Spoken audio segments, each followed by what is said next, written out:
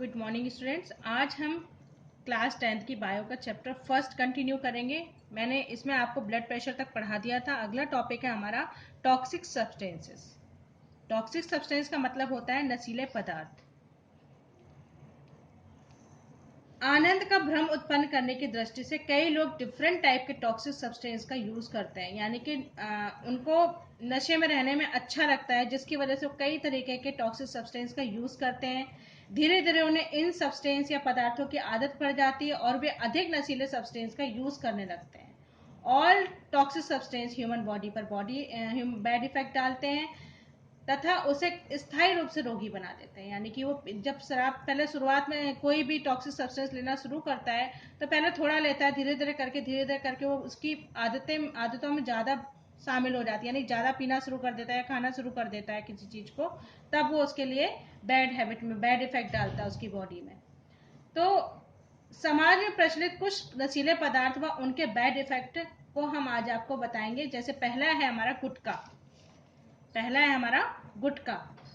सुपारी के गुटके में क्या होता है? सुपारी के पीसेस, कत्था, चूना, सिंथेटिक फ्रेग्रेंस और धुएं, धातुओं या मेटल के वर्क आदि मटेरियल के मिश्रण से गुटखा बनाया जाता है। कुछ में तो तंबाकू भी डाली जाती है। पाउच कल्चर के प्रसार के कारण गुटखा हर गांव गली तक उपलब्ध है। महिलाएं और बच्चे भी इसका खुलकर उपयोग करने लगे हैं।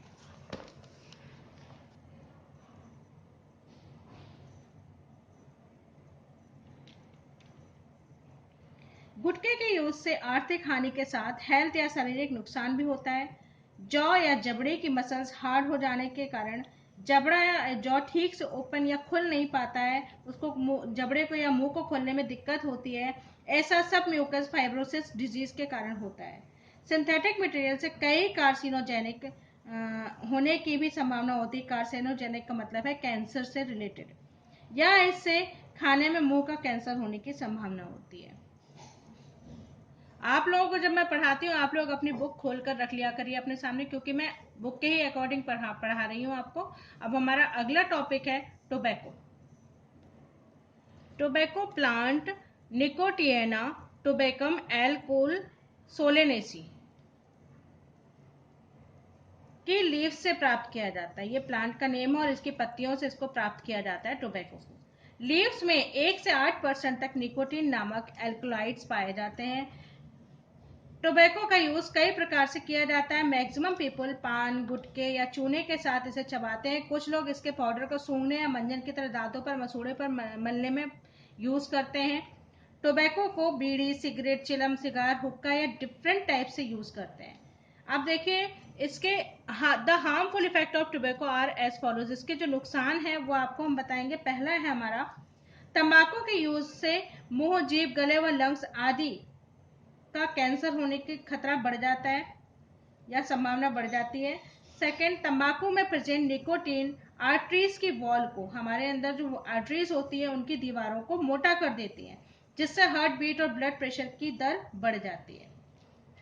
थर्ड है, प्रेग्नेंट लेडी के द्वारा टोबैको का यूज करने पर भ्रूण विकास की गति धीमी पड़ जाती है। फोर्थ, सिगरेट की स्मोक में प्रेजेंट कार्बन मोनोऑक्साइड आरबीसी को खत्म कर देती है और ब्लड की ऑक्सीजन कैरिंग पावर या क्षमता को कम कर देती है, क्योंकि आरबीसी का हमारा मेन काम होता है ब्लड को सप्लाई करना हमारी बॉडी में। तो जब आरबीसी नहीं होंगी तो ब्लड की सप्लाई भी कम हो जाएगी। सिगरेट, बीड़ी आदि के बैड इफेक्ट उसका सेवन करने के साथ पास में बैठने वालों पर भी असर पड़ता है, क्योंकि एटमॉस्फेयर में फैला निकोटीन युक्त धुआं हवा के साथ उनके लंग्स में भी पहुंच जाता है। यही कारण है कि कानून बनाकर पब्लिक प्लेसेस पर स्मोकिंग पर रोक लगा दी गई है। प्राप्त जानकारी के अनुसार या अकॉर्डिंग वर्ल्ड में एवरी ईयर 60 लाख से अधिक पीपल टोबैको का यूज करने के कारण अनटाइमली डेथ, असामयिक मौत का शिकार हो जाते हैं।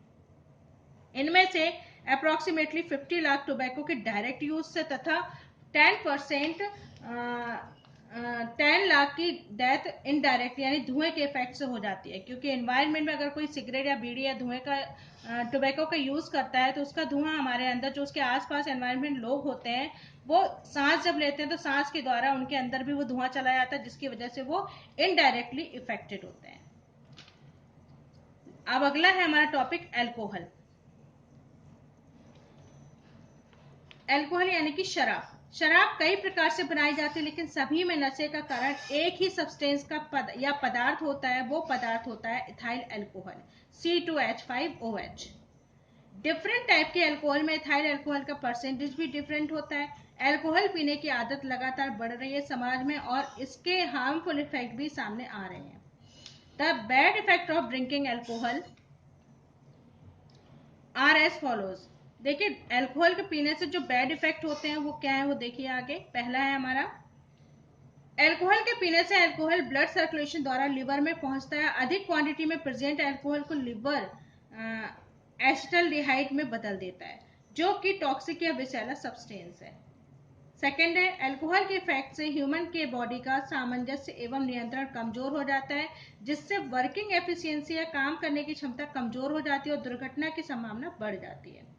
थर्ड है, अल्कोहल से मेमोरी पावर या स्मरण की क्षमता में कमी आती है तथा नर्वस सिस्टम प्रभावित होता है। अल्कोहल के इफेक्ट से लिवर फैटी हो जाता है, जिससे लिवर सही से काम नहीं करता है। यहाँ तक कि फैटी लिवर प्रोटीन और कार्बोहाइड्रेट सिंथेसाइज में भी इफेक्ट डालता है, क्योंकि लिवर में ये दोनों चीज बनती हैं, और जब लिवर खराब होगा तो उसमें उस पर भी इफेक्ट पड़ता है। फिफ्थ हमारा, इससे व्यक्ति की आर्थिक स्थिति कमजोर हो जाती है तथा सोशल इमेज या सामाजिक प्रतिष्ठा भी डिस्ट्रॉय हो जाती है। अब नेक्स्ट है हमारा ओपियम। ओपियम का मतलब होता है अफीम। ओपियम प्लांट पेपावर सोमनीफेरम के कच्चे फल से प्राप्त दूध या मिल्क को ड्राई करके बनाया जाता है। मिल्क में लगभग 30 टाइप्स के एल्कलाइड्स पाए जाते हैं। इनमें से मार्फिन, कोडीन, निकोटीन, सोमनीफेरिन, पेपावरिन मेन है। मार्फिन व कोडीन का यूज पेन किलर या दर्द निवारक मेडिसिन बनाने में किया जाता है, इस कारण इसकी खेती की जाती है। जॉय एंड पीस यानी कि आनंद और शांति की अनुभूति प्राप्त करने के लिए पीपल ओपियम या हेरोइन का यूज करते हैं। रूरल एरियाज में गम या खुशी के अवसरों पर भी इसका यूज किया जाता है। रूरल एरियाज में मैनी मदर्स यानी बहुत सारी माएं अपने छोटे बच्चों को सुलाने के लिए ओपियम खिलाती हैं। चाहे कोई भी रीजन हो, ओपियम का यूज व्यक्ति को उसका हैबिचुअल या आदी बना देता है। स्टार्टिंग में कम क्वांटिटी में लेते हैं, परंतु स्लोली क्वांटिटी बढ़ाने में मजबूर हो जाते हैं। बहुत सारे लोग ओपियम के फ्रूट को उबालकर भी पीते हैं। प्रतिरोधक क्षमता कम हो जाने के कारण व्यक्ति बार बार बीमार पड़ने लगता है। अंत में अल्टीमेटली उसकी डेथ हो जाती है। जब वो ओपियम लेता है तो उसके अंदर से रेजिस्टेंस पावर कम हो जाती है, जिसकी वजह से उसकी डेथ हो जाती है। लोग डॉक्टर्स और एनजीओज की हेल्प से इससे छुटकारा ले रहे हैं, और या फिर इससे छुटकारा पाया जा सकता है इनकी हेल्प से। अब देखिए, यह है आपका ओपियम का फ्रूट, इससे बनता है अफीम। नेक्स्ट है हमारा अदर इंटॉक्सिकेटिंग मटेरियल, यानी कि अन्य नशीले पदार्थ।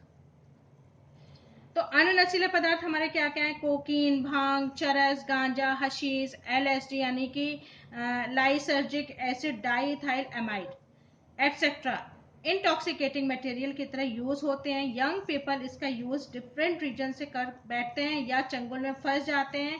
इन इंटॉक्सिकेटिंग मटेरियल के यूज से जो बैड इफेक्ट होते हैं वो परिवार में विच्छेदन, अपराध करने की प्रवृत्ति में वृद्धि, मेंटल और फिजिकल वीकनेस के रूप में सामने आती है। अगला हमारा टॉपिक है मिस यूज ऑफ मेडिसिन, यानी कि दवाओं का दुरुपयोग। साउथ इंडिया में इंटॉक्सिकेटिंग मटेरियल की डिमांड के टॉपिक में किए गए सर्वेक्षण के अनुसार इंडिया में नशा करने वालों में 42% अल्कोहल होता है, 20% ओपियम, 30% हीरोइन, 6% गांजा तथा 18% से अधिक लोग अन्य प्रकार के नशे के आदी हैं। रिपोर्ट के अनुसार डॉक्टर के प्रिस्क्रिप्शन या पर्चे पर मिलने वाली मेडिसिन जैसे have been misused for intoxicating, इनको इंटॉक्सिकेटिंग की तरह यूज करते हैं।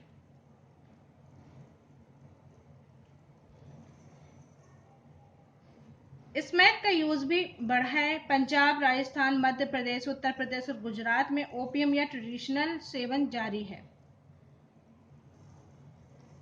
ओपियम का ट्रेडिशनल सेवन जारी है। वहीं पूर्वोत्तर राज्यों में हीरोइन का इंजेक्शन लेने का चलन अधिक है। बच्चे नशे के लिए थिनर यानी कि एसीटोन, पेट्रोल, सॉल्वेंट, ऑयल आदि नॉन ट्रेडिशनल इंटॉक्सिकेशन सोर्सेस का यूज करते हैं। सड़कों पर पलते बच्चे नशीली दवाओं एवं शराब की लत के आसानी से शिकार हो जाते हैं। वो जूता चिपकाने का गोंद, correction fluid, spray paint, nail polish, rubber, cement, सूखे इरेजर, मार्कर्स और गैसोलीन में मौजूद पदार्थों को सांस के साथ अपनी बॉडी में लेते हैं। नशे में जिंदगी की सच्चाई तथा भूख से बेखबर होने का प्रयास करने से बच्चे डरावने सपने, लंग्स में सूजन, किडनी में खराबी और कभी ठीक नहीं होने वाली मानसिक क्षति जैसे फिजिकली और मेंटली प्रॉब्लम मोल ले लेते हैं। अब आपका मैंने इतना चैप्टर पढ़ा दिया, आगे हमारा चैप्टर, अगली बार हमारा चैप्टर कंप्लीट हो जाएगा। अब हमारा नेक्स्ट टॉपिक होगा एडल्ट्रेशन इन फूड प्रोडक्ट। अब मैं साथ में जो आपको असाइनमेंट दूंगी उसको जल्दी से कंप्लीट करके सभी लोग मेरे पास भेज दीजिएगा। Thank you.